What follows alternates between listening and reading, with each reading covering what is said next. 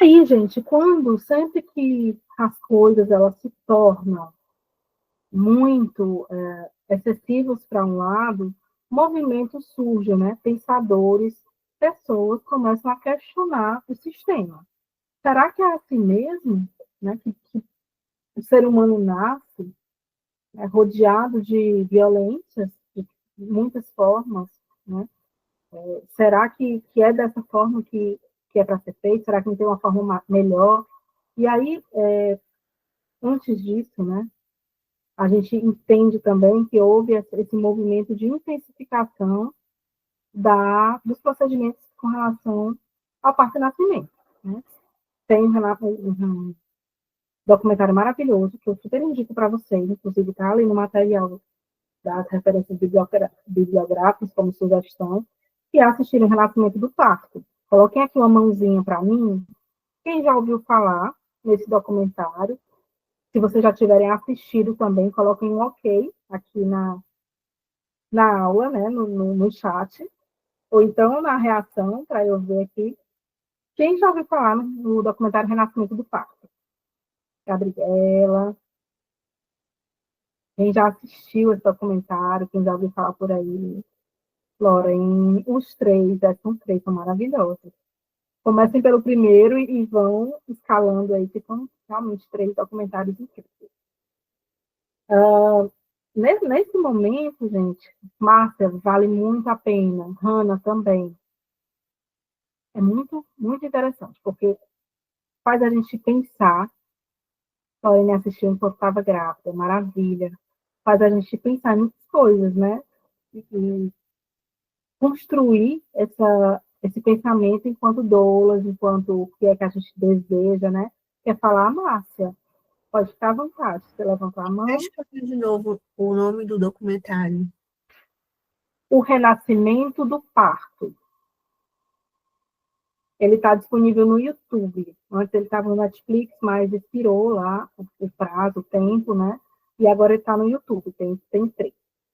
Eu vou colocar no grupo o nome para vocês saberem, tá certo?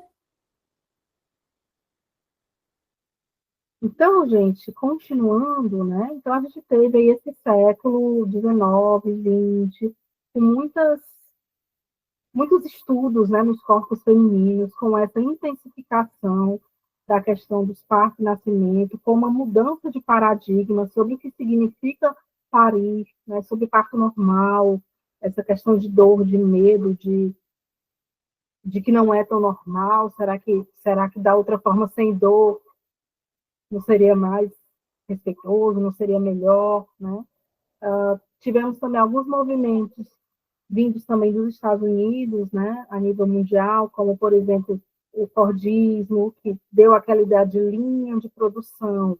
O documentário fala muito sobre isso também, de tratar os corpos femininos como linhas de produção, num atendimento de nascimento via cesariana. É possível organizar agendas, é possível prever horários, né?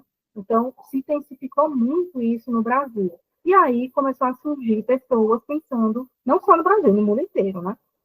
Começou a surgir pessoas pensando, será que é assim mesmo, gente? Que é feito, que o ser humano nasce, que a nossa sociedade vai se desenvolver dessa forma, né? O que a gente está fazendo no momento tão importante que é o momento da chegada de um ser humano, né? O momento da chegada de um ser humano e o momento que aquela mulher que está parindo ali teria que se vincular com o seu bebê. Que cenário é esse? O que é que nós, enquanto sociedade, enquanto profissionais, né, de saúde, estamos proporcionando para esse início de família? Então, surgiram esses pensadores, né? O livro Nascer Sorrindo, de Frederic Leboyer, ele foi um marco na história por questionar esse paradigma que era praticado no mundo inteiro. Né? Michel Rodin também, que é um outro pensador maravilhoso, que segue também essa mesma linha dos pensamentos de Le Boyer, ele considera que Le Boyer é o ponto de partida para esse questionamento das condições habituais de nascimento. E ele também continua a fazer as suas percepções, né? Tem livros maravilhosos, inclusive lá nas referências também tem uns livros de Michel Rodin, para que vocês possam também observar, né, uma história muito recente, muito recente. Então, a gente consegue entender o contexto em que tudo isso aconteceu, né? Um livro também aqui no Brasil que foi importante para começar a se questionar, né, foi o livro Parto de Cócoras, Aprenda a Nascer com os Índios, de Moisés Pacionic, de 1979. E esse foi um livro que também questionou esse sistema, né?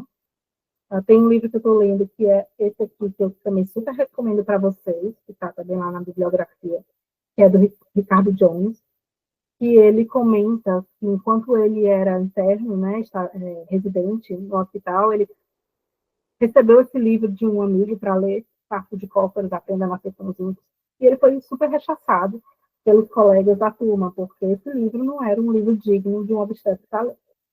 Então, começou-se a pensar diferente, né? Como é que é isso, gente? Realmente. Será que a gente não tem muita coisa a aprender com os povos originários? Será que o que a gente está fazendo é o mais saudável diante de todo essas taxas que não se reduziram, né, de mortalidade? Obviamente que lá, com a entrada da medicina, houve uma redução depois considerável. Mas depois chegou um momento em que se viu que não estava mais sendo eficaz. Alguma coisa estava errada, porque continuava morrendo muita mulher e muita criança. Então, o que a gente está fazendo? Aqui no Ceará, gente, e eu fiquei muito impactada quando eu aprofundei mais as minhas leituras sobre o nosso movimento aqui no Ceará, surge a figura muito potente e visionária de Galba de Araújo. Ele é um sobralense, filho de Joaquina Bastos de Araújo, porque eu preciso citar o nome da mãe dele, porque eu acho que esse homem, ele teve uma mãe, ele teve tias, ele teve vós, ele teve grupos de mulheres que só pode ter contribuído ali para formar quem esse homem foi. Porque a visão que ele teve foi muito diferente, de fato, do que acontecia, do que existia na época, né? Então, ele se formou na Bahia, porque lá era onde tinha o curso de medicina. Depois, ele foi para os Estados Unidos, se pós-graduar em obstetrícia, para Michigan. Casou-se, né? Porque lá também foi pai. E aí, quando ele retorna para cá, para o Ceará, para Fortaleza, ele vai ser o primeiro diretor da MEAC, da Maternidade Escola Astrid Chateaubriand, ali, né, da UFC. Quem me conhece, mas é um lugar muito que tem muitos relatos, né, um local assim que forma muitas pessoas também, e onde nós também doulas iremos muitas vezes para atuar. E ele foi o primeiro diretor da Maternidade Escola. E ele começou a perceber que as mulheres chegavam, né, do interior não muito longe, locais que já tinham estradas, que já tinham acesso mais fácil aqui a Fortaleza, locais aqui ao redor mesmo da região metropolitana, como Guaiúba, por exemplo, né, cidades próximas, mas elas chegavam num nível de emergência que não tinha muitas vezes mais o que fazer, né, que o bebê já estava ali, já tinha morrido, e a mulher muitas vezes também em uma situação extrema, né, muitos casos de mortalidade altíssimos. Então ele começou a perceber o que ele chama de partos obstruídos, né? E ele começou a perceber o que poderia fazer, o que estava acontecendo, né? Foi uma pessoa que, antes de ditar regras, procurou entender, de fato, o que estava acontecendo. Então, em 1975, ele deu início ao programa de assistência materna infantil na maternidade escola. Ele foi até as comunidades, ele quis saber, de fato, o que estava acontecendo, por que essas mulheres chegavam nesse nível, que já não dava mais para fazer praticamente nada por elas, o que estava acontecendo nas comunidades. E ele foi para lá, ele foi conversar com as parteiras, com as mulheres, com as lideranças daquela comunidade. Ele levou os residentes junto com ele também para fazer esse trabalho de pesquisa, né? E um dos artigos que eu li, ele fala muito que exigia humildade de todos os estudantes, né, que acompanhavam ele, para que eles pudessem chegar na comunidade de forma respeitosa, né, e não com julgamentos. Ele era um homem empático com relação a essa postura, né, dos aprendizes. Então, ele foi até as comunidades, ele resolveu, ele entendeu que a ideia, né, a solução para aquele problema não era retirar a parteira do contexto, como foi feito anteriormente, né, por culturas anteriores. Não era retirar a parteira, não era rechaçar a parteira, não era proibir a parteira de fazer assistência, não. Ao contrário, eram essas mulheres que prestavam assistência ali. Então, eles precisavam ter um lugar de colaboração com elas. E aí ele deu treinamento para essas parteiras, né? As parteiras entraram dentro da universidade, a universidade foi até elas também, houve esse treinamento para que elas pudessem conduzir essas gestações, esses partos de risco habitual, e apenas os que fossem identificados como alto risco deveriam ser conduzidos, né, deveriam ter a referência da maternidade escola.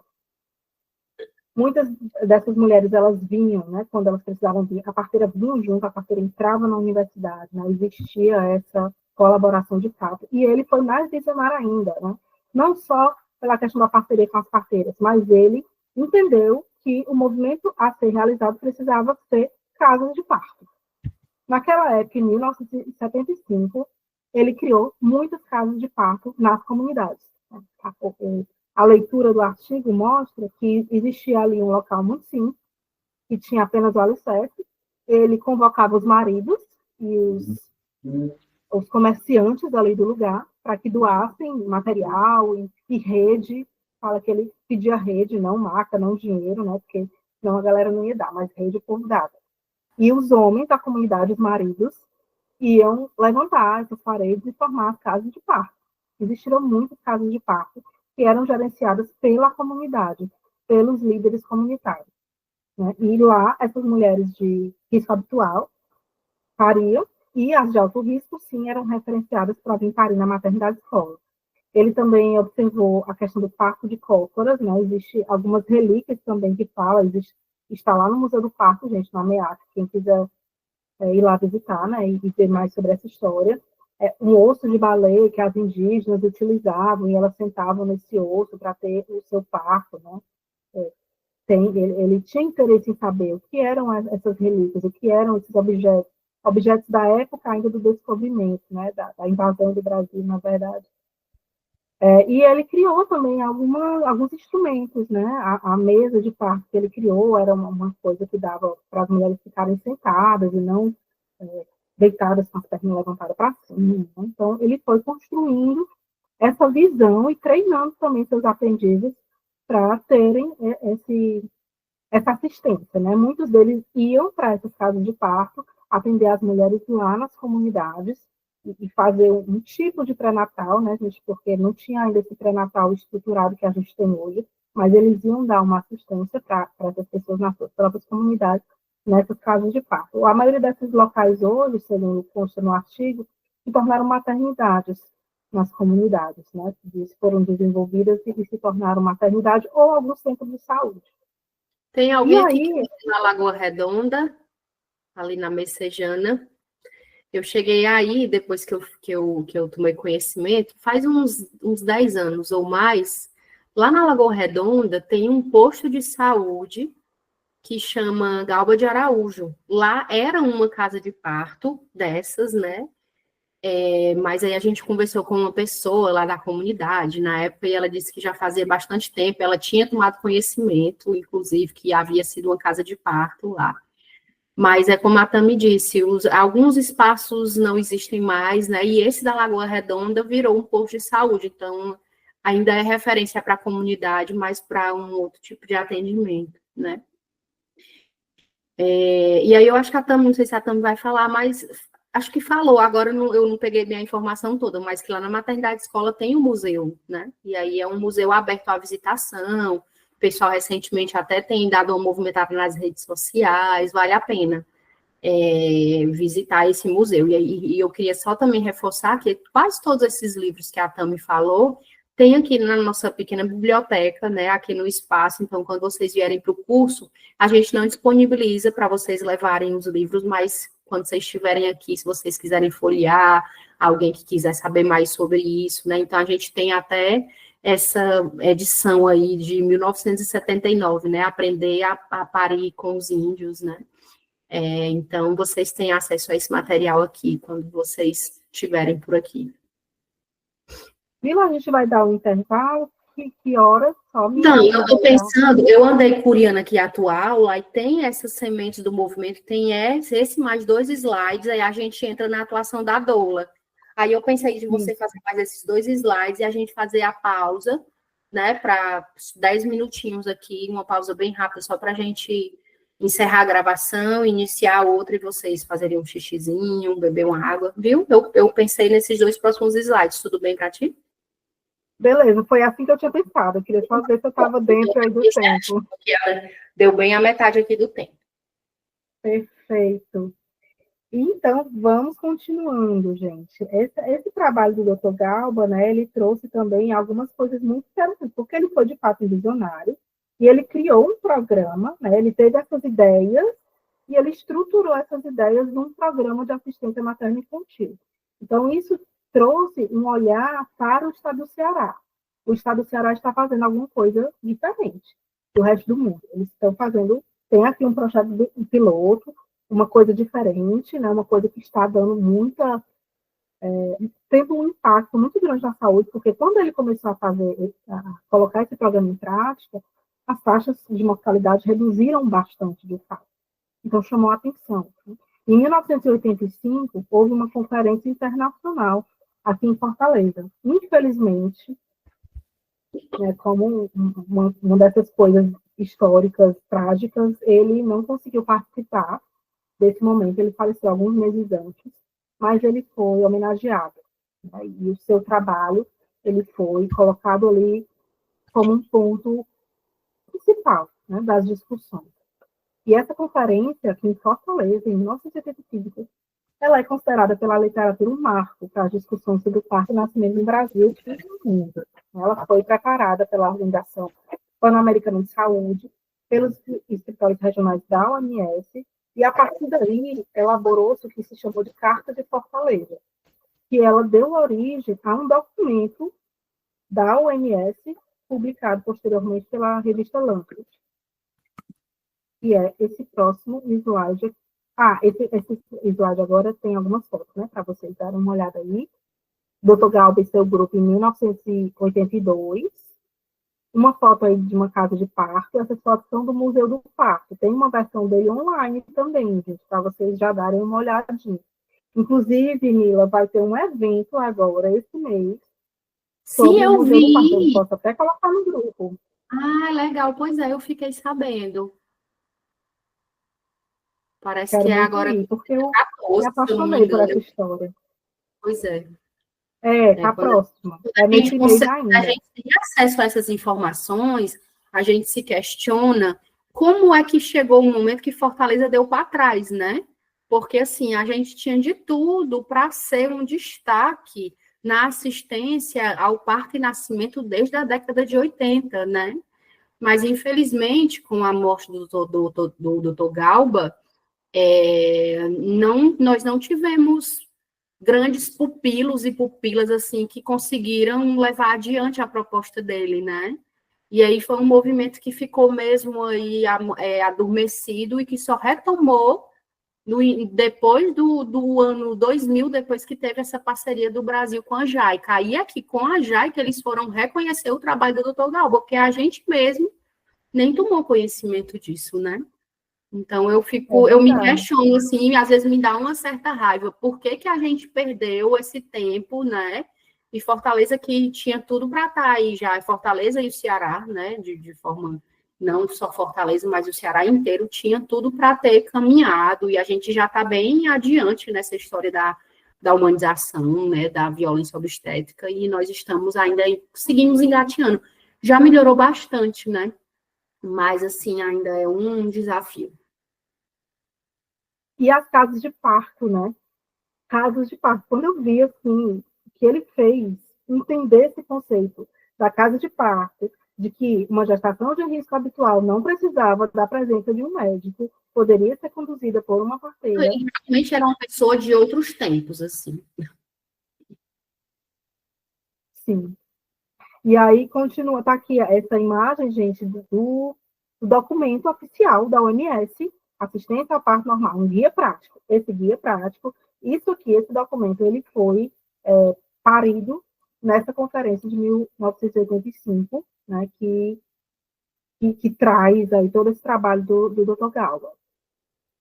E aí, uma coisa importantíssima dessa conferência foi que se estabeleceu o processo de parto novamente, né, como um processo normal, como um processo fisiológico. Não precisava ter essa intervenção medicamentosa, medicalocêntrica, como vinha sendo. Era um processo fisiológico natural. E se precisou de uma conferência e de tantos pensamentos para chegar nesse lugar, né, de que o parto é um processo fisiológico. Retornamos para esse lugar. Esse evento também ele estimulou a autonomia e o direito ao acompanhante, propôs várias recomendações por menos intervenção, menos medicalização nessa condução das gestações e do trabalho de parto e pós-parto imediato. Em 1991, diante de toda essa rede de pensamentos, né, e questionamentos, e inquietudes com relação ao tratamento às mulheres no parto, surgiu a Rede Feminista de Saúde e Direitos Reprodutivos. Em 1993, também pessoas se juntaram, conversaram sobre isso, entenderam que estava tudo errado, entenderam que precisava alguém fazer alguma coisa, chamar atenção para que as mulheres, né, e as pessoas com útero que desejam parir de forma respeitosa pudessem fazer isso. E criaram a REUNA. A REUNA é um órgão muito importante desse movimento até hoje, né? A Rede Nacional pela Humanização do Parto e Nascimento. E em 1996, como Mila trouxe, né, esse outro momento também, teve esse órgão japonês que iniciou trabalhos aqui no Ceará, que foi a JAICA, em parceria com a Secretaria de Saúde. Num desses artigos que eu li, uma das pessoas entrevistadas fala: as ações do professor Galba foram o start da humanização. Isso ganhou o mundo. Isso levou ao japonês que eu conheci pessoalmente e que veio visitar o projeto. Ele não conhecia, não tinha um projeto ainda, mas ele tinha ideias semelhantes e veio ver o projeto do professor Galba. Então, a partir daí surgiu também essa outra instituição, né, que começou a fazer um trabalho também no Ceará, inclusive um trabalho de formação de doulas, existiu um projeto também, a partir daí que eu vou falar daqui a pouco, quando a gente adentrar nas doulas. E em 2000, houve novamente um movimento aqui em Fortaleza, que foi o Congresso Internacional de Humanização do Nascimento em Fortaleza. Nesse livro que eu estou lendo maravilhoso, Memórias do Homem de Vidro, de Ricardo Jones, aqui traz uma fala da Rob Davis Jones, que ela é... Rob Davis Floyd. Rob Davis Floyd, muito bem.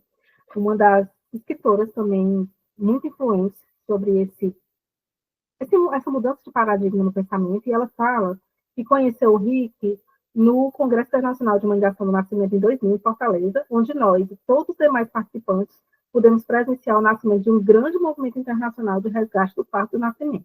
Os organizadores do congresso esperavam ao redor de 600 congressistas, mas no fim do primeiro dia já havia 2.000 inscritos, médicos, enfermeiras obstetras, enfermeiras, doulas, oficiais do governo, administradores de hospitais e dezenas de parteiras tradicionais se uniram em torno de uma profunda preocupação com as condições de nascimento e cuidado materno na América Latina. Estou toda arrepiada aqui também. Né? Meu país, Ceará. Né? Então, o quanto nós, aqui no Ceará, tivemos, né, esse momento realmente de se pensar de forma diferente, né, de se olhar para o feminino e para os processos do feminino com respeito, né, de uma forma inovadora e pioneira.